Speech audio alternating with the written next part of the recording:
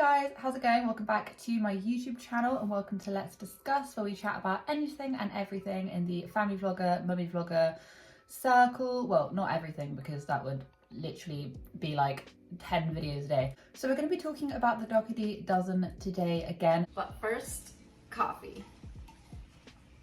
Because Alicia posted something quite interesting on her story. If you don't know, you probably do know because you've clicked on this video. She is a very, very large family. I believe there's 14 in total, including the two parents.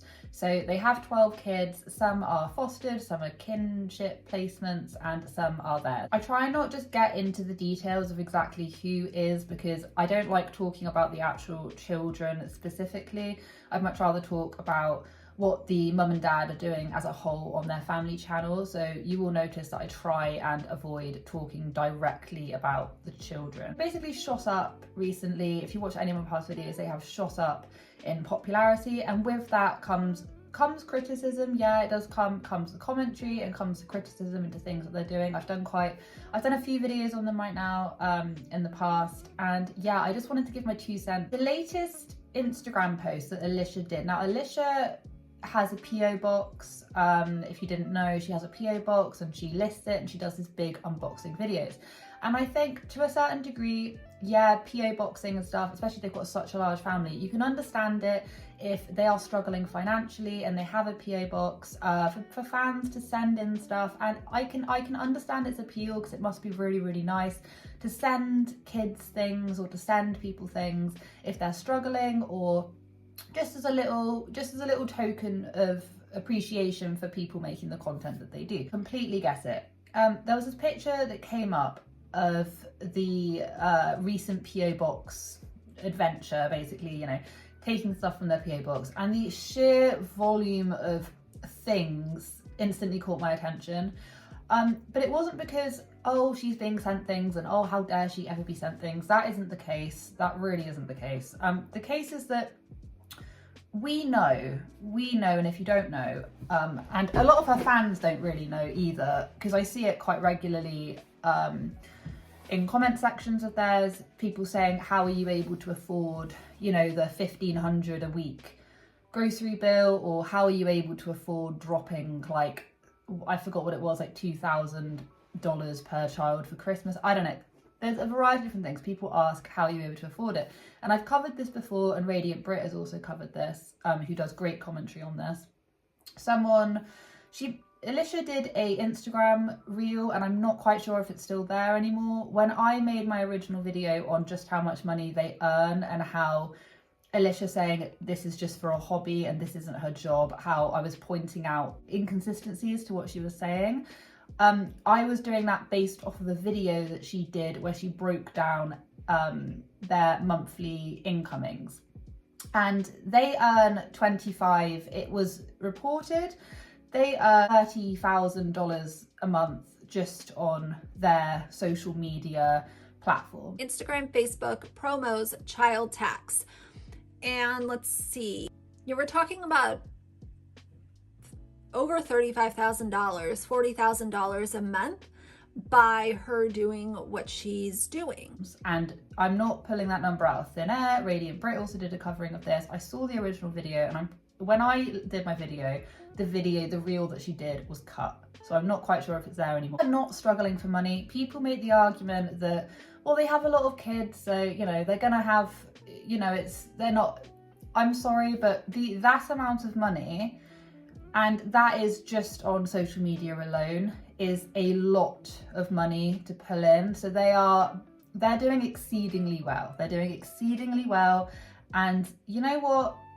I mean, I would say I support your hustle, but I don't appreciate the level of exposure she gives her kids on the platform. I would say, well done, go get it. And in any other circumstance, when YouTubers start making that kind of money, I go, well done. No, well done to you. But when it comes to, they've made that money off of exploiting their kids' medical issues or foster adoption system a bit much, which I will say it is exploiting it to a certain degree, because she's always bringing up which kids are fostered, which kids aren't, which kids are da-da-da. She singles them out.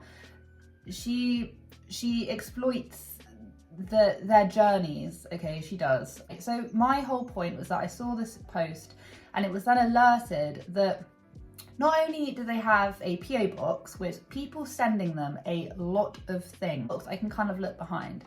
But if you go onto the Dougherty Dozen website, which by the way, there is a website, I'm going to point out some things which are great about this site and some things which I think just fall a little bit flat in my opinion. You can have your own opinion. This isn't me going, this is the way it should be for everyone. And I don't ever want people to think that just because I say something that you believe it in your mind as well to be 110% true, because you might agree with me on some things, but then you might go, Amy, I don't think you're right on that, and I want you to tell me. Okay, so if you go onto their website, the one thing that did get to me, which was good, I did see this and I thought, yes, I clicked on it and it's a link to a t-shirt, and it is in recognition of National Foster Care Month. Homage is partnering with the Dave Thomas Foundation, and she's got a link to a t-shirt where the money, it's a non-profit organisation. So that's really, really cool. So if you buy this t-shirt, you are directly sending money to a charity. 15% from the sale of each tee benefits the foundation. That I thought was great, and I was really, really hoping to see more of that on the website. Like I say, I'm not just going to sit here and go, that's not what I'm doing. But as I went down, there was Real Good Foods, where Alicia's got a code. The Homage website, which I just said was a great thing, which she does link here. So you are actually giving some money to a charity or an organisation, whatever you want to call it. I know they're different, but anyway. Spring Free Trampoline, which is a sponsorship from her. The Transformer Table, which we know was Dougherty Dozen YouTube channel, Famous Birthdays. Okay, and then the bit which did get to me, which I just wish this wasn't the case, the Amazon wish list. She has, not only does she has an Amazon storefront, which is what a load of influencers do, which if you don't know, if you click on that link, and you buy anything, even if it's not on their wish list, if you go onto if any influencer has an Amazon affiliate link, anything that you buy within the next 12 hours, anything at all on Amazon, if you have clicked that link, it will start timing you. Anything that you buy, I think it's 12 hours, it might be less, might be more, somewhere around that mark, money goes to the affiliate link. So it would go to Alicia. So if you clicked on that link, which I'm not going to do because I actually buy stuff from Amazon quite regularly, it will start tracking it, and whatever you buy, they'll make money. So that's the way that works. The Amazon wish list, which I will click on right now, it says run by the kids. And we can see that something was added June 9th, 2022. Now, the only reason why I'm bringing this up is because the PO box, I can go yes, because lots of people have it, but an Amazon wish list for their kids. If you remember me saying this family makes a lot of money, and you may say, oh, you're coming out, you're jealous. I'm not jealous. I swear on my life I'm not. But they make a lot of money, so why do they have a wish list? And some of this stuff, and it's just added by the kids. Fair enough, Alicia might not even know what's going on with this. But some of these items are extremely pricey. And I just think it's a little bit strange how they are asking subscribers to actually go and buy their kids things when they can very, very, very well afford it themselves. Another thing as well is that the people who are actually buying this stuff, you don't know how much money they even have. They might have very little money themselves, and they may not be aware of just how much money the Dougherty Dozen actually make a month, and they're thinking that they're helping out, when in actual fact their money could be better well spent sending those resources and that item, or the money that would have gone into that item, to actual, foster homes and all of this that actually need those resources, if you see what I mean. Between the sponsorships and the amount of views that they accumulate and affiliate links and all of this kind of stuff, they earn a crap ton of money, and people may not realize that. And they have an Amazon wish list. They can buy these things for the kids themselves. I don't understand why it's even here. And people might very well say, well, it's their choice whether or not they want to give money or not. I don't think, yes, it's 110% your choice. If you want to buy, what was it? if you want to buy a $699 quad stroller, the one that was over here was like a massive charming kids playhouse. Set up this Amazon wish list for people tugging on the heartstrings, because at the end of the day, if I set up an Amazon wish list and I said, hey, buy my kids all of this stuff, you'd go, well, no, I'm not doing that, no. But because some of these kids fostered, and we hear about all of their different struggles that they've been through and all this kind of stuff, it's tugging on the heartstrings of those people who go, oh yeah, I'll buy that for them. And that is what Alicia's relying on. And the reason why I say this is because with all of this stuff, with all of this PO boxing and all of this Amazon wish list, it would be one thing, it's one thing doing this, but could she not say, hey, if you want to help and support adopted kids or whatever, could you not send this stuff or send something to a specific foster home or whatever? She's not advertising to do that.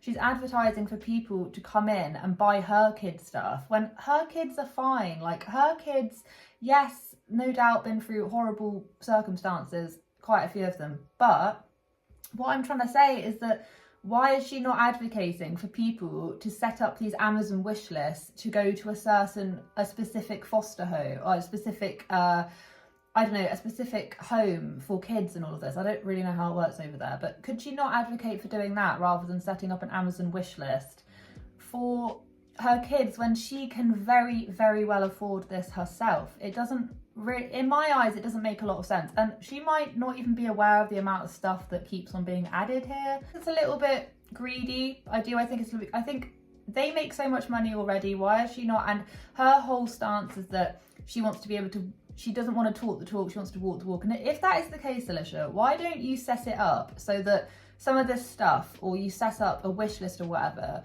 or you just give some stuff to local places, or have your audience send money to certain places? But like I just said, she did do, I can't fault her on the fact that there are a couple things on her website, like the homage thing. The homage thing, that's all good. Is that it? I think that might just be it. The homage thing is about all there is on here, which means that you can actually give to charities and all of this, which is what she talks about. If her whole channel was about promoting, she wants to be able to promote and advertise, fostering an adoption system, which is what she said in one of her videos. I've covered this before. Then why doesn't she just do that? Set up some sort of way for that to be possible, rather than setting up. She has a PayPal. There's a PayPal on here. I'm so confused. I don't even know what to send her money. There's literally paypal.me, the whole PayPal. Like, you go on and you literally send her money. She doesn't need any more money. She makes a lot of money. You can literally Venmo and PayPal her money. But what I would love to see is just more adoption, foster links, and more ways of people being able to actually donate to these different things that she's talking about. Because that would be much better use of people's money, rather than sending money to these kids that have a lot. They have a lot, and they have a lot of love, and they have a lot of things, and they have a lot of money as a family. So I just don't understand. And maybe she doesn't realize that this is still up here, but I think maybe she just needs to do a bit of tweaking there, because it makes her come across as quite greedy when she's saying, we need to bring more awareness to foster adoption, and then she then has, a Venmo link, a PayPal link, and an Amazon wish list, and all of this kind of stuff. More than double of what a lot of people make in a year, and she makes it in a month.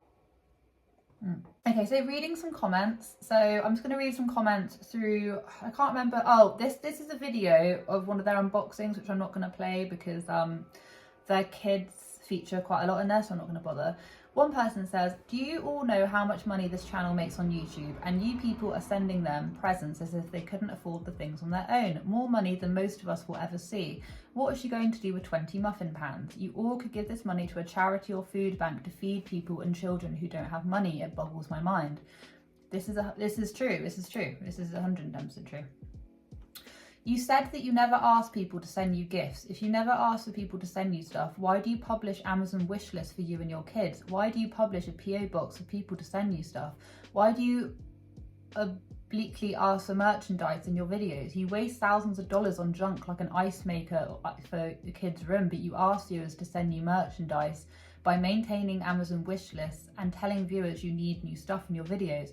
P.S. Stop asking for a new stove, you can afford an amazing kitchen. This is true. So much stuff you received can help other large families. There are many Virginia homesteaders with large families who could use many of these items. Sharing is caring, it would be greatly appreciated.